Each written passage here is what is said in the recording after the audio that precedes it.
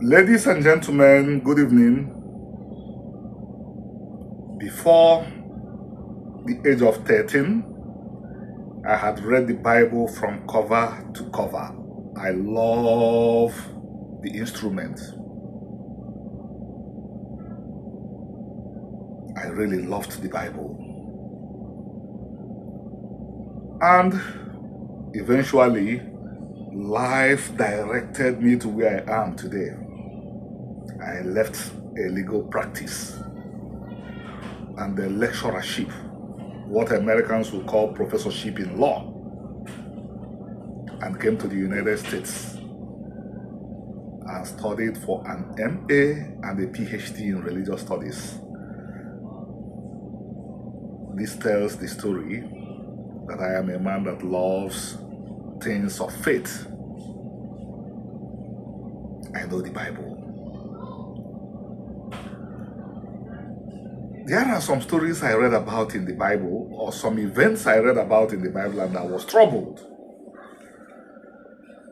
But because life directed me to, more than anybody else, uncover the culture of the Bible. I repeat what I said. I wouldn't even say life. I would say that God directed me, pushed me to uncover, to excavate, to see the culture of the Bible itself more than any living person in the world today. I wasn't distracted by what I thought was, what felt like injustice to me. The examples are Sarah and Hagar. Everybody knows the story of Hagar and Sarah, the wives of Abraham. They were co-wives. Yet, Sarah was able to have Hagar and her child sent away. This is contrary to what Omenana said. Omenana said that Mwani Adakibe, all wives are equal. So I've been troubled, but I did not know how to resolve the issue. Fortunately, we have reconnected ourselves to Omenana to the extent that now, every Shabbat, every Saturday, we gather and discuss. And the best minds and brains of the people of Israel gather there. There are Igbos there, there are African Americans of Igbo extraction there, there are Caribbeans of Igbo extraction there, there are Ashkenazi Jews there, there are Sephardic Jews there. We gather and discuss the Torah. And when I say the best minds, I know what I'm saying. I'm not talking lightly. On one of the occasions, it became clear why Sarah had that power. And Hagar did not have it.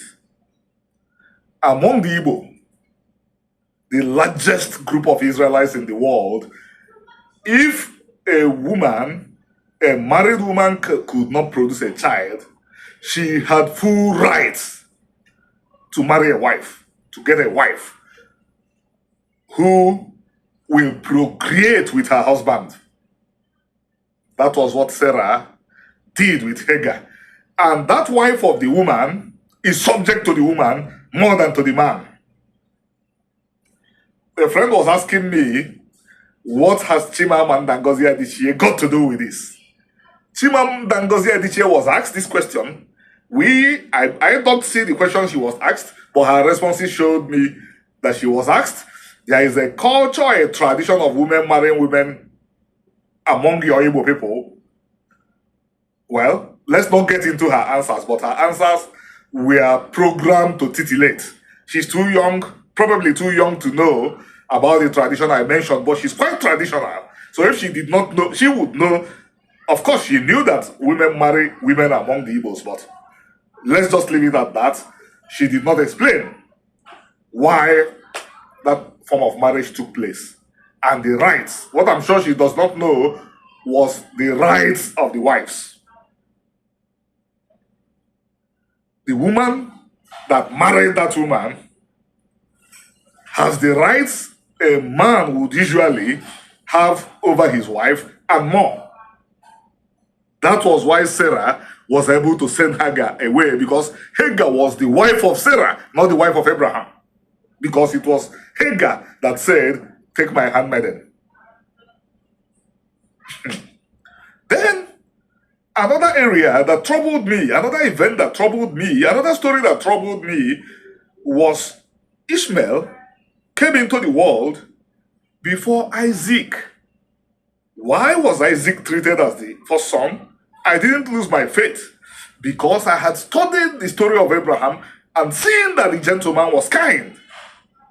I did not see him succumbing to favoring the younger over the older if there was something that was not hidden.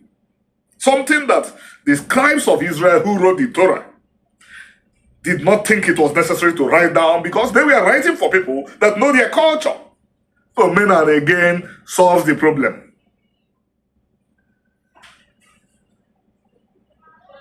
Look at the marriage of the two women, Sarah and Hagar. You will see that the wife that the complete Hebrew marriage was performed for was Sarah. So, I will illustrate. What the Igbos consider a full marriage is a marriage of a man and a woman if both of them are, and both of them have to be native born. In this case, I will say the truth, because I don't care whose ox is God. It will be a marriage of an Igbo and then seed of Israel. This is a full marriage. If this marriage is between a seed of Israel and a non-seed of Israel, the validity is limited. You can see the connections coming up. Abraham and Sarah were of the same stock, and Abraham went and married her. After that marriage to Sarah, Sarah became his equal. Sarah became his equal. Eventually, Sarah went and married Hagar. Hagar became the wife of Sarah. So, how Omenana looks at this is that the wife whom the husband performed the full rites for, the child of that woman becomes the next head of the family. That was why Isaac superseded Ishmael. Because the marriage of Sarah and the marriage of Abraham had more validity than the marriage of Hagar and marriage of Abraham, quote, because there was no marriage between Abraham and Hagar. What there was a marriage between Sarah and Hagar. So, the children of both unions, I will tell you how Omenana relates to them. Isaac becomes the first as far as succession is concerned, but Omenana provides that Ishmael will be well taken care of, and that was what Abraham practiced. The Obi is the house of the father. Isaac inherited it. Then, there is something called Iro and Obi. Abraham and Ishmael was settled outside that compound. It is still the culture today. My father produced 4 sons that grew to adulthood. Eventually, tragedy fell on the family. One of my brothers died young. 3 of us succeeded our father. That particular structure that was my father's Obi, my eldest brother inherited it. Me and my direct elder got settled outside that particular structure that is called the Obi. That was what happened in this case. In our own case, we are sons from one woman. But if you take it back to the case of Sarah and Hagar, what came into play was these two guys whose mother's marriage was the perfect Hebrew marriage. Remember, Hagar was an Egyptian. That's already a minus. While Sarah and Abraham were Hebrews. So, because I'm very emotional, I hope people got everything I said, which is important. I don't have to speak like any other person to get the message across. The important thing is that you get the message. I've said time and time again what I'm going to repeat now. One can understand a lot of the Hebrew Bible, but to understand up to 95% of the Hebrew Bible, one has to know Omenana. And the world will gallop to betterment when humanity pays more attention to the Hebrew Bible. Unfortunately, there are more efforts today to understand that Hebrew Bible by looking at the culture that produced it, and that is Omenana. And in case you don't understand the Igbo language and you don't read the Bible closely, go to Deuteronomy 6:1, read whatever is there, tell that your Igbo friend to translate what he or she finds there for you.